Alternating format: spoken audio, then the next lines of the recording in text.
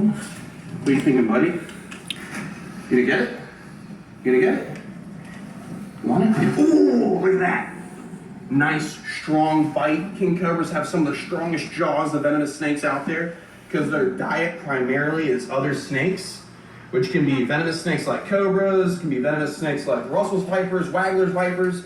But imagine these guys trying to tangle with something like, for example, let me get that out of there. For something like example, a Burmese python or a reticulated python. Some of the biggest snakes in the world, their constrictors are strong, so to be able to keep a good grip on something like that. The king cobra has mighty, mighty strong jaws.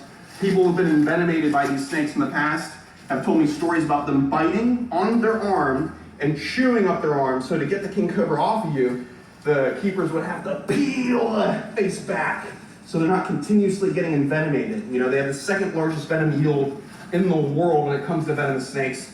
And not a surprise, because you look at the size of this animal. This is the largest venomous snake in the world. The only snake that beats this snake with larger venom yield would be the gaboon viper from Africa. So these guys are the kings for a reason. Look at that, look at that. Just gently pull in. This, as long as I don't yank the snake out of his mouth, it shouldn't break his fangs or anything. You have to imagine if this guy's hunting down like an Indian cobra in India, that cobra's going to be trying to lock into the burrow, and these guys are fighting with that cobra, trying to yank it out of the burrow. Same thing for a python. These guys have to work really hard to bring that food in and envenomate it. So typically when they bite, they hold on, chew, and they'll even death roll to disorientate the prey. So imagine being a rat snake, dunked with venom, second largest venom yield in the world, and then you're getting death rolled. So you're disorientated, full of venom. Eventually, you're gonna end up being subdued and eaten by the king of all snakes. He's no Kevin the king cobra, but he's still a mighty Malaysian king cobra.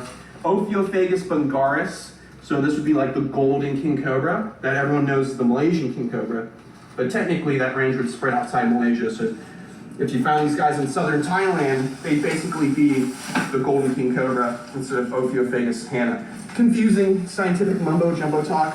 Not really mumbo jumbo, but just the new lingo for the world of king cobras, because growing up, it was always one species, one type of snake. Is that not amazing? Look at that. The king of all snakes.